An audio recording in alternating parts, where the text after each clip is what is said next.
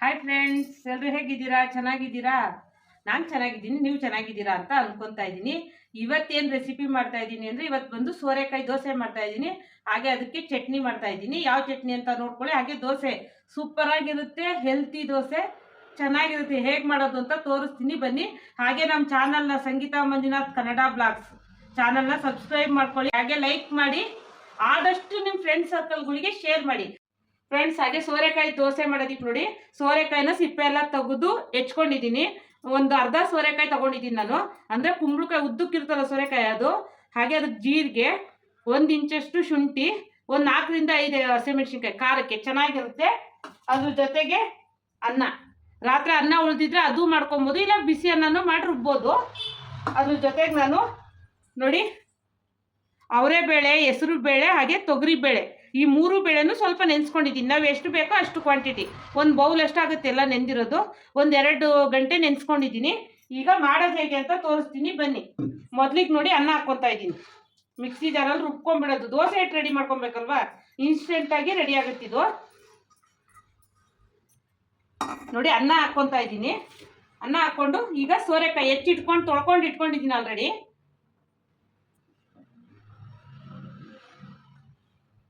ಹಾಗೆ ಶುಂಠಿ, ಜೀರಿಗೆ, ಹಸಿಮೆಣಸಿನ್ಕಾಯಿ ಹಾಕ್ಕೊತಾ ಇದ್ದೀನಿ ನೋಡಿ.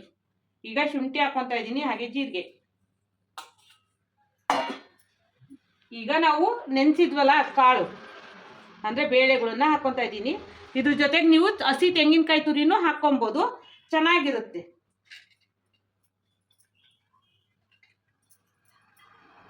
ಇದನ್ನ ನಾವು ದೋಸೆ ಹಿಟ್ಟಿನ ಅದಕ್ಕೆ ಚೆನ್ನಾಗಿ ರುಬ್ಕೊಳ್ಳೋಣ.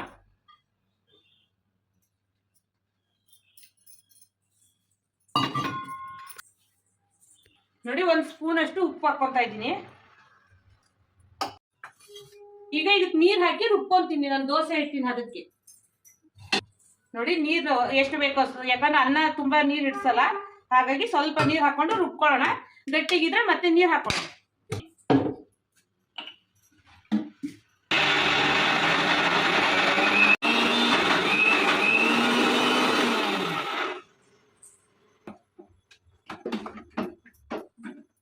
ಯಾಕಂದ್ರೆ ನೀರು ಬೇಕಾಗುತ್ತೆ. ನೀರು ನಾನು ಸ್ವಲ್ಪ ಹಾಕಿರೋದ್ರಿಂದ ನೋಡಿ ನೀರು ಬೇಕು. ಈಗ ನೀರು ಹಾಕೊಂಡು ರುಬ್ಕೊಂತೀನಿ ಇನ್ನು ಚೆನ್ನಾಗಿರುತ್ತೆ ಫ್ರೆಂಡ್ಸ್. ಕೊತ್ತಂಬರಿ ಸೊಪ್ಪು, ಈರುಳ್ಳಿ ಎಲ್ಲ ಹೆಚ್ಚಿ ಬೇಕಾದ್ರೆ ಹಾಕ್ಬೋದು, ಚೆನ್ನಾಗಿರುತ್ತೆ.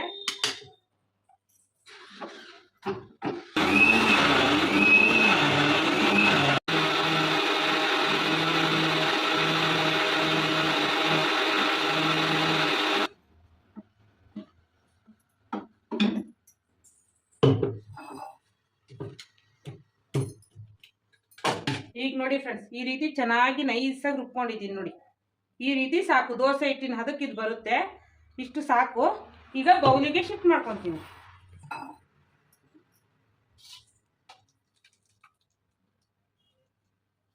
ನೋಡಿ ಈ ರೀತಿ ನಾವು ಚೆನ್ನಾಗಿ ರುಬ್ಕೊಬೇಕು. ಖಾರ ಎಲ್ಲ ಇರೋದ್ರಿಂದ ಚೆನ್ನಾಗಿರುತ್ತೆ, ಮಕ್ಕಳಿಗೆ ಹೆಲ್ತಿಯಾಗೂ ಇರುತ್ತೆ. ನೋಡಿ ಮಿಕ್ಸಿನ ಜಾರ್ನ ತೊಳೆದು ಅದು ನೀರು ಹಾಕೋತಾ ಇದ್ದೀನಿ. ತುಂಬಾ ಸಾಫ್ಟ್ ಆಗಿದೆ ಅಂದ್ರೆ ಸ್ವಲ್ಪ ಇನ್ನು ಅಕ್ಕಿ ಹಿಟ್ಟು ಆ್ಯಡ್ ಮಾಡ್ಕೊಂಡ್ರೆ ಚೆನ್ನಾಗಾಗುತ್ತೆ.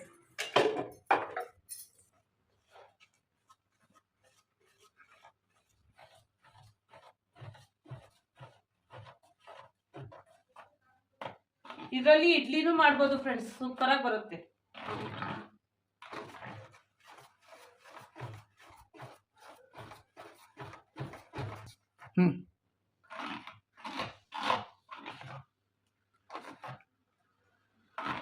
ಈ ರೀತಿ ದೋಸೆ ಹಿಟ್ಟಿನ ಅದಕ್ಕೆ ಬ್ಯಾಟರ್ ರೆಡಿ ಮಾಡ್ಕೊಳ್ಳೋದು.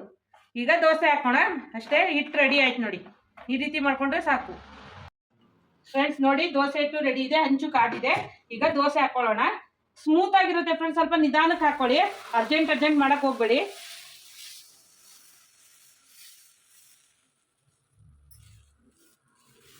ನೋಡಿ ಈ ರೀತಿ ಚೆನ್ನಾಗಿ ಬರುತ್ತೆ, ನಿಧಾನಕ್ಕೆ ಹಾಕೊಳ್ಳಿ, ಏನು ಅರ್ಜೆಂಟ್ ಇರಲ್ಲ, ಚೆನ್ನಾಗಿ ಸಾಫ್ಟಾಗಿ ಬರುತ್ತೆ. ಹಾಗೆ ಮಕ್ಕಳಿಗೆ ಕೊಡೋದಾದ್ರೆ ನೋಡಿ ಈ ರೀತಿ ಕ್ಯಾರೆಟ್ನ ತುರಿದು ಕೊತ್ತಂಬರಿ ಸೊಪ್ಪು ಹಾಕೊಳ್ಳಿ. ನಂತರ ಕೊತ್ತಂಬರಿ ಸೊಪ್ಪು ಖಾಲಿ ಆಗಿದೆ, ಹಾಗಾಗಿ ಹಾಕ್ತಿಲ್ಲ, ಈಗ ನೀವು ಹಾಕೊಳ್ಳಿ. ಇಲ್ಲಿ ಕರಿಬೇವು ಈ ರೀತಿ ಹೆಚ್ಚಿ ಈ ರೀತಿ ದೋಸೆ ಮೇಲೆ ಹಾಕೋದ್ರಿಂದ ನೋಡಿ ಚೆನ್ನಾಗಿ ತಿಂತಾರೆ. ಅಂದರೆ ತರಕಾರಿ ಎಲ್ಲ ಹಾಕಿರ್ತೀವಲ್ವಾ ಫ್ರೆಂಡ್ಸ್, ತುಂಬ ಚೆನ್ನಾಗಿರುತ್ತೆ. ಮಕ್ಕಳಿಗೆ 2 ದೋಸೆ ತಿಂದರೆ ಹೊಟ್ಟೆ ಫುಲ್ ಅನಿಸುತ್ತೆ ಮತ್ತು ಹೆಲ್ತಿಯಾಗೂ ಇರುತ್ತೆ. ಈ ರೀತಿ ಸ್ನ್ಯಾಕ್ಸಿಗೂ ಮಾಡ್ಕೊಡ್ಬೋದು ಮತ್ತು ಲಂಚಿಗೂ ಮಕ್ಕಳಿಗೆ ಮಾಡ್ಕೊಡ್ಬೋದು ನೋಡಿ. ಅವರು ತೆಗಿಯಲ್ಲ, ಈ ರೀತಿ ಚೆನ್ನಾಗಿ ಕಲರ್ಫುಲ್ಲಾಗಿ ಬರ್ತಾ ಇದೆ ನೋಡಿ. ಊತಪ್ಪ ಥರನೂ ಆಗುತ್ತೆ. ಅಂದರೆ ನಾವು ಸೋರೆಕಾಯಿ ಹಾಕಿರೋದ್ರಿಂದ ತರಕಾರಿನೂ ಹಾಕಿ ರುಬ್ಬಿದಂಗಾಗಿರುತ್ತೆ. ಮಕ್ಳಿಗೆ ಗೊತ್ತಾಗಲ್ಲ, ಸುಮ್ಮನೆ ಆರಾಮಾಗಿ ತಿಂತಾರೆ. ನೀವು ತುಪ್ಪ ಇದ್ದರೆ ತುಪ್ಪನ ಹಾಕಿ ಕೊಡ್ಬೋದು, ಚೆನ್ನಾಗಿರುತ್ತೆ ಮಾತ್ರ.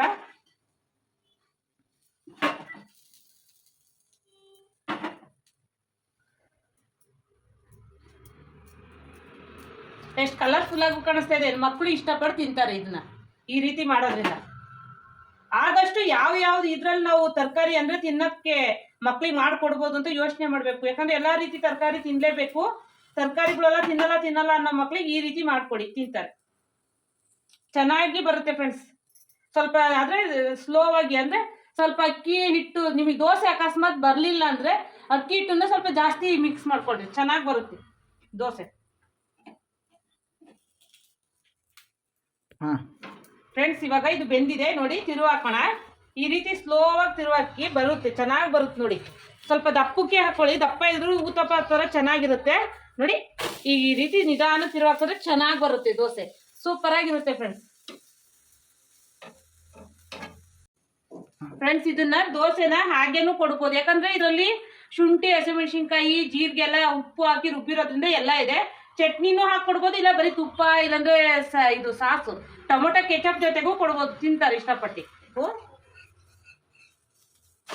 ನೋಡಿ ಈ ರೀತಿ ಬರುತ್ತೆ. ಸ್ವಲ್ಪ ಅಂಟ್ಕೊಂಡ್ರೆ ಇಲ್ಲಿರೋ ಈರುಳ್ಳಿನೆಲ್ಲ ತೆಗೆದು ಹಾಕೊಳ್ಳಿ, ಏನ್ ತೊಂದರೆ ಇಲ್ಲ. ಅಂದ್ರೆ ಅದ್ರಲ್ಲಿ ಉದುರುತ್ತಲ್ವಾ, ಅದಕ್ಕೋಸ್ಕರ ಈ ರೀತಿ ತಗೊಬೋದು. ಇದನ್ನ ನಾವು ಹಾಗೆ ಸೈಡಲ್ಲಿ ಕೊಡ್ಬೋದು. ಈಗ ಇನ್ನೊಂದು ಮಾಡಿ ತೋರಿಸ್ತೀನಿ ನೋಡಿ. ಇದೇ ರೀತಿ ದಪ್ಪಕ್ಕೆ ಹಾಕೊಳ್ಳಿ, ಏನ್ ತೊಂದರೆ ಇಲ್ಲ. ತೀರಾ ತೆಳ್ಳಗ್ ಬೇಕು ಅನ್ನಂಗಿಲ್ಲ, ಚೆನ್ನಾಗಿ ಬರುತ್ತೆ. ತೆಳ್ಳಗ್ ಮಾಡಿದ್ರು ಬರುತ್ತೆ.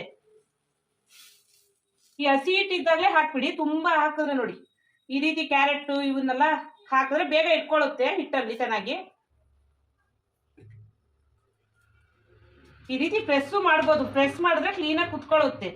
ಈ ರೀತಿ ಎಲ್ಲದನ್ನು ಒಟ್ಟಿಗೆ ಮಾಡಿ ಇಟ್ಕೊಂಡು ಈಗ ಹಾಕೋಬೇಕಾದ್ರೆ ಪ್ರೆಸ್ ಮಾಡಿದ್ರೆ ನೋಡಿ, ಅಂದ್ರೆ ಹಿಟ್ಟಲ್ಲಿ ಚೆನ್ನಾಗಿ ಕುತ್ಕೊಳ್ಳುತ್ತೆ, ಬೀಳಲ್ಲ.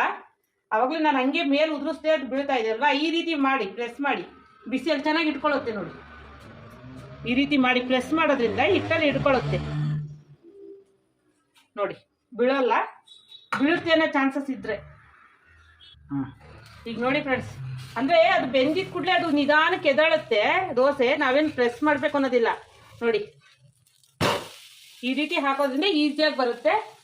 ನಾನು ಕಾಲಿಫ್ಲವರ್ ಪಲ್ಯದ ಜೊತೆಗೆ ಈ ದೋಸೆನ ತೋರಿಸ್ತಾ ಇದ್ದೀನಿ. ಕೆಚಪ್ ಜೊತೆಗೂ ನೀವು ಇದು ಮಾಡ್ಕೊಬೋದು ಫ್ರೆಂಡ್ಸ್. ನೋಡಿ ಈಗ ಇದಾಯ್ತು ನೋಡಿ. ಈ ರೀತಿ ಮಾಡೋದ್ರಿಂದ ಪ್ರೆಸ್ ಮಾಡಿದ್ರೆ ಒಳಗಡೆನೆ ಅಂಟ್ಕೊಂಡಿರುತ್ತಲ್ವಾ ನೋಡಿ. ಸ್ವಲ್ಪ ಅದು ಬೀಳೋದು ಸಹಜನೇ, ಅದಕ್ಕೇನು ತಲೆ ಕೆಡ್ಸ್ಕೊಳಕ್ ಹೋಗ್ಬಿಡ್ರಿ. ಈಗ ನಾನು ಉಳಿಕಿದ್ದನ್ನ ನಾನು ಮಾಡ್ಕೊತೀನಿ ಫ್ರೆಂಡ್ಸ್. ನೋಡಿ ಈಗ 2 ದೋಸೆ ಮಾಡಿದ್ದೀನಿ ನೋಡಿ. ಇದರಲ್ಲಿ ಎಷ್ಟು ಚೆನ್ನಾಗಿ ಕಲರ್ಫುಲ್ಲಾಗಿ ಈ ರೀತಿ ಸ್ಮೂತಾಗಿ ಸಾಫ್ಟಾಗೂ ಇರುತ್ತೆ ನೋಡಿ. ಈ ರೀತಿ ಮಾಡ್ಕೊಡೋದ್ರಿಂದ ಮಕ್ಕಳು ಇಷ್ಟಪಟ್ಟು ತಿಂತಾರೆ, ಹಾಗೆ ಸ್ಮೂತಾಗಿರುತ್ತೆ.